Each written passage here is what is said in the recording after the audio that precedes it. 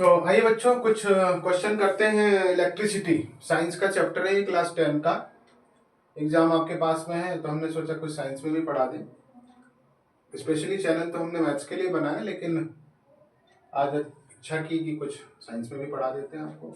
वैसे हम फिजिक्स पढ़ाते हैं, इलेक्ट्रिसिटी का ये टॉपिक है, देखते हैं। तो battery of 10 volt carries 20,000 coulomb of charge through a resistance of 20 ohm, find the work done in 10 second. एक बैटरी है 10 वोल्ट की, जिसमें चार्ज कितना कैरी हो रहा है 20,000, और उसका रेजिस्टेंस 20 ओम है। वर्क डन निकालना है 10 सेकंड में। बाकी चीजें आपको 20 ओम ये सब फंसाने के लिए दी हुई है बेटा। वर्क डन जो होता है, पोटेंशियल डिफरेंस जो होता है, वो होता है W/Q। आपने पढ़ा होगा पोटेंशियल डिफरेंस क्या है। The amount of work done in moving a positive charge from one point to another in electric circuit. The amount of work done in moving a charge. किसी परिपथ में एक चार्ज को ले जाने में जो वर्क डन होता है उसी को पोटेंशियल डिफरेंस बोला जाता है। तो यहाँ से आपको वर्क मिल जाएगा VQ।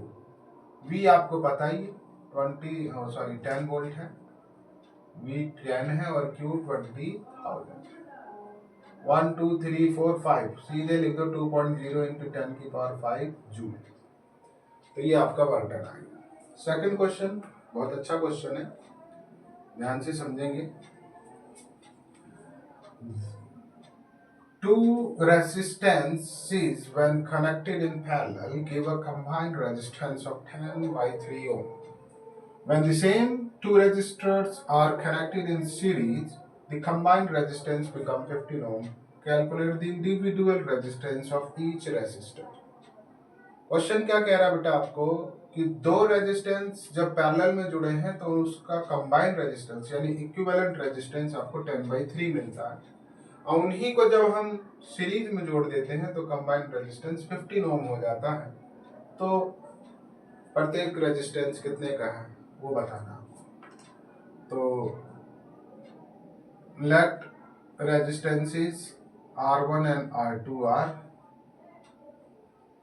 रेजिस्टेंसेस।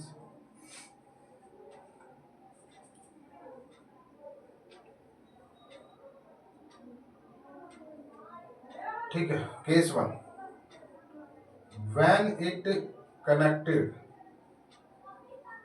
इन पैरेलल। पैरेलल में कनेक्टेड है बेटा तो क्या होगा, आप जानते हो 1/, का पैरेलल में कैसे कनेक्ट होगा, ये इस तरीके से पैरेलल में ऐड हो, पैरेलल में कनेक्ट होता है। ये R1 है, ये R2। तो 1/R1 1/R2 इक्वल 1/R, और R कितना दे रखा है बेटा 10/3। अब ये रेसिप्रोकल हो जाएगा, उल्टा आ जाएगा, डिवाइड हो रहा है ना 10/3 से, तो 3/10 ऊपर हो जाएगा, यानी 1/R1 प्लस 1/R2 ये हो जाएगा 3/10।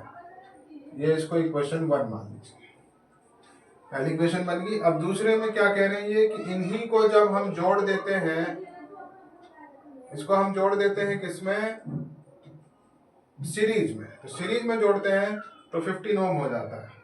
तो R1 प्लस R2 इक्वल कितना हो जाता है 15 ओम। यहाँ से कोई एक वैल्यू निकाल दो बेटा, मान ली मैंने R2 निकाल दिया तो 15 माइनस R1। अब ये वैल्यू उठा के आप इस इक्वेशन में डाल दीजिए।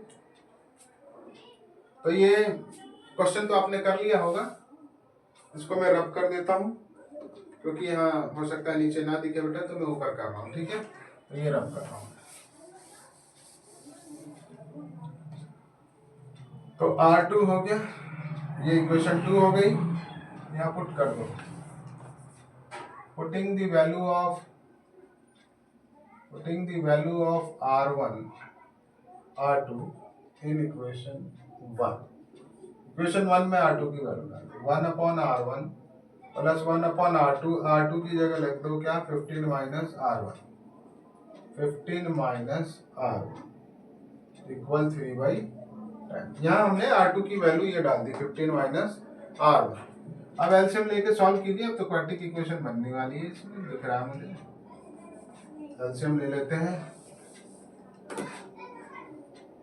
तो R1 और 15 माइनस R1 कॉमन एलसीएम हो गया, R1 से R1 cancel, 15 minus R1 plus 15 minus R1 से डिवाइड हो गई, कैंसिल हो जाएगा, R1 बच गया 3/10 plus R1 minus R1 cancel हो गया। ठीक है बेटा, अब यहाँ देखो ये कैंसिल हो गया ना, बच गया क्या 15 अपॉन में R1, 15 माइनस R1 इक्वल 3/10। अब देखो क्रॉस मल्टीप्लाई इक्वेशन बना लो और कुछ नहीं है इसमें, 15R1 माइनस R1 का स्क्वायर इक्वल 3/10। क्रॉस मल्टीप्लाई कर दीजिए इसको, 150 हो गया ये, 15 10 का 15 3 जा 45R1 माइनस 3R1 का स्क्वायर, सबको इधर ले आइए, 3R1 का स्क्वायर माइनस 45R1 प्लस 150, ये तो इधर ही है ना बेटा। अब 3 से डिवाइड भी हो रहा है, डिवाइड कर दो, 3 1 जा 3, 3 1 जा 3, 3 5 जा 15, 3 5 जा 15, 0। भाई कॉमन था 3 सब में, तो 3 से डिवाइड हो गया सब में।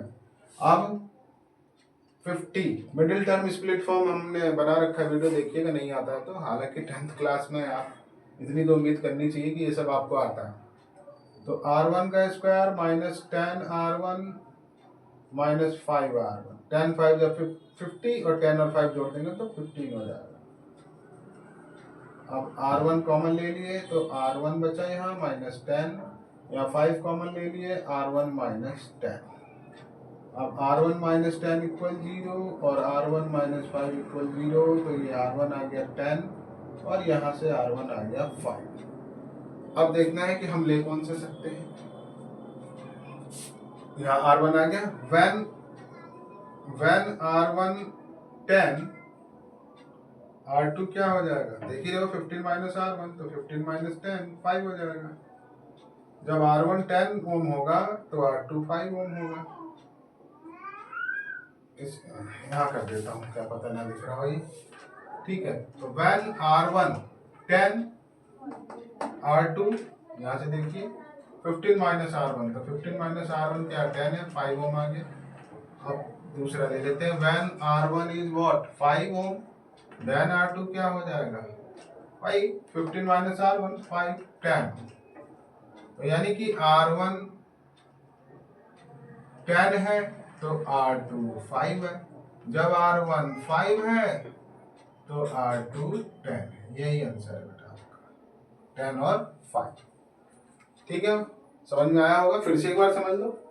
दो रेजिस्टेंसेस थे जिनको पैरेलल में जोड़ा है, तो 10/3 ओम उनका इक्विवेलेंट रेजिस्टेंस है, और जब उन रेजिस्टेंस को सीरीज में जोड़ दिया है तो कंबाइंड रेजिस्टेंस 15 ओम हो गया।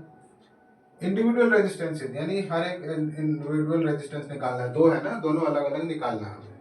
तो R1 R2 रेजिस्टेंस थे, जब हमने पहले केस 1 ले लिया, केस 1 में क्या किया हमने इनको पैरेलल में जोड़ दिया। तो पैरेलल में तो आप फार्मूला जानते हो, 1/R1 अपॉन R2 1 में R, ठीक है ना, फार्मूला ये है पैरेलल के लिए, 1/R equal 1/R1 plus 1/R2 and so on. ठीक है, तो यहाँ हो गया हमारी पहली क्वेश्चन होगी। फिर जब उसको सीरीज में जोड़ा, R1 प्लस R2 15 है, यहाँ से एक वैल्यू निकाल ली R2 की। अब ये R2 की वैल्यू हमने इक्वेशन 1 में डाल दी, यहाँ पे R2 की वैल्यू डाल दी हमने, 1/R1 कहाँ से शुरू किया है, यहाँ से, सॉरी बेटा, यहाँ से, थोड़ी जगह में ना इधर उधर हो जाता है, आप समझ गए होंगे, आप तो साथ में ही है शुरू से ही।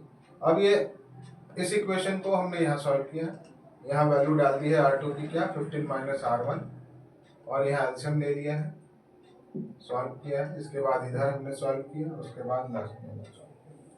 ठीक है, कर लीजिए इसको।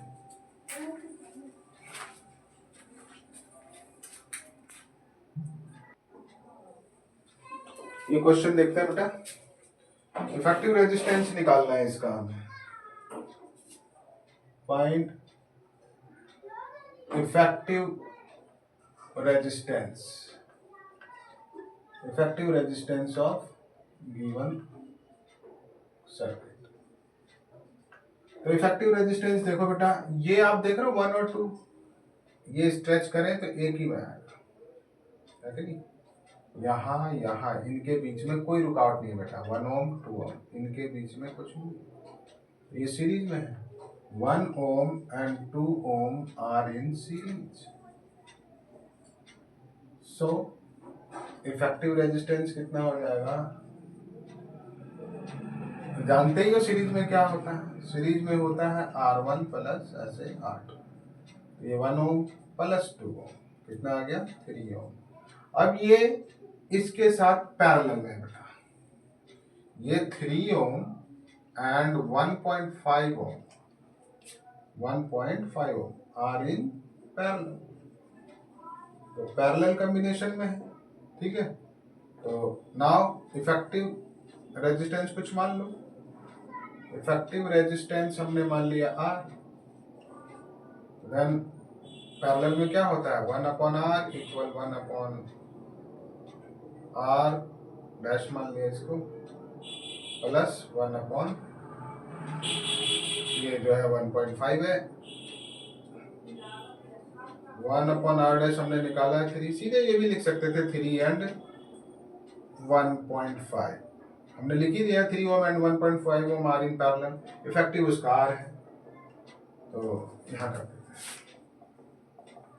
1/3 प्लस 1/1.5, डेसिमल हटा दीजिए, 10 ऊपर 10 नीचे कर दीजिए, तो 1/3 प्लस 10/15, कैंसिल करना चाहे कर दे, 5 2 जा 10, 5 3 जा 15, तो 1/3 प्लस 2/3, नाउ ये क्या हो जाएगा? 3/3, 1/R equal 1 and R is 1।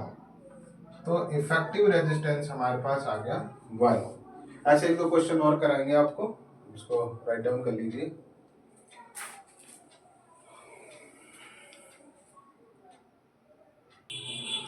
देखिए बेटा, इस क्वेश्चन में भी आपको इफेक्टिव रेजिस्टेंस ही निकालना है, बस आपको सीरीज और पैरेलल थोड़ा सा कैच करना है, तो उसको बहुत मुश्किल नहीं है। ये आप देख रहे हैं, यहाँ से इधर करंट अलग जाएगा, इधर से अलग जाएगा, तो ये दोनों पैरेलल में है और ये दोनों इसके साथ सीरीज में है, ठीक है। तो हियर 2 ओम एंड 2 ओम, आप नाम भी लिख सकते हो, 2N and 2M are in parallel। आप चाहो तो नाम लिख के सॉल्व कर लो, बस एमसीक्यू में देंगे ये तो ऐसे छोटे क्वेश्चन। तो पैरेलल है तो क्या हो जाएगा? 1/2 प्लस 1/2, तो ये हो गया क्या? 2/2, 1 आ गया भाई, तो यहाँ से R आपके पास आ गया क्या? 1/1, यानी R आ गया 1। अब ये 1 इसके साथ सीरीज में है भाई, now 1 ohm is in series with 2 ohm, now resistance, अब रेजिस्टेंस क्या हो जाएगा? तो सीरीज में है तो क्या हो जाएगा? इफेक्टिव मान लीजिए R, इफेक्टिव ऐसे लिख लो, कुछ अलग भी मान सकते थे, तो 1 हो गया ये और प्लस 2 क्या आ गया? 3 ओम आ गया। इजी क्वेश्चन था, कर लीजिए इसको।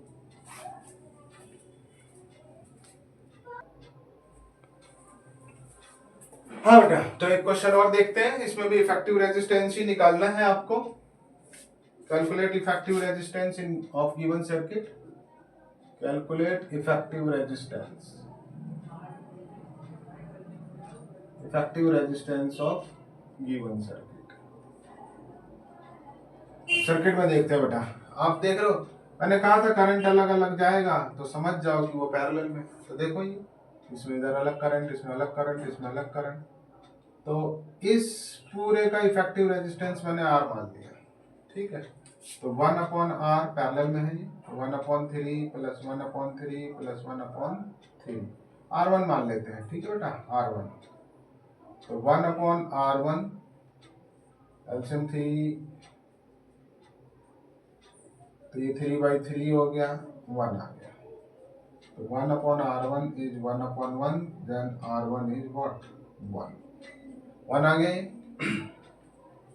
नाउ R1 एंड दिस 5 को R2 मान लेते हैं, इसको R3, इसको R2 मान लेता हूँ, इसको मैं R3 मान लेता हूँ, तो R1, R2 एंड R3, ये तो तीनों सीरीज में है, R1, R2, R3, ये बेटा तीनों सीरीज में होगा एक साथ, ये और ये।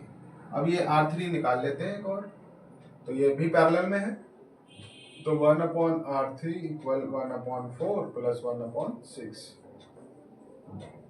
6 और 4। पैरेलल सीरीज कैसे पकड़ना है? देखो यहाँ से अगर कहीं सोर्स से करंट आ रहा है तो इसमें अलग गया, इसमें अलग गया, इसमें अलग गया, फिर ये पूरा एक हो गया, इसमें जो जाएगा वो इसमें जाएगा, फिर इसमें जो जाएगा वो इन दोनों में जाएगा, लेकिन इसमें बट रहा है, तो इसलिए इसको पैरेलल में कर लिए, कंबाइन तीनों सीरीज में। तो 4 और 6 का एलसीएम आ गया 12, 4 3 जा 12, 6 2 जा 12, 1/R3 5/12 and 5R3 equal 12 and R3 is 12/5। ये R3 आ गया हमारे पास।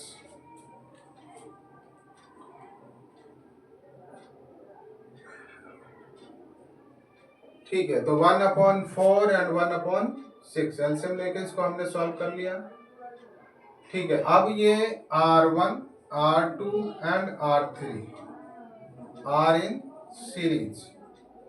अब सीरीज में कर लेते हैं, तो टोटल इफेक्टिव R मान लिए, R1 plus R2 plus R3, तो R1 कितना निकला हमारे पास 1, R2 कितना निकला है हमारे पास, निकला क्या दे ही रखा 5, एंड R3 इज व्हाट 12/5, तो 5 1 6 प्लस 12/5 एलसीएम ले लीजिए, 5 5 6 जा 30 एंड 12 42/5, 5 8 जा 40 और 5 4 जा 20, 8.4। ये आपका बेटा आंसर।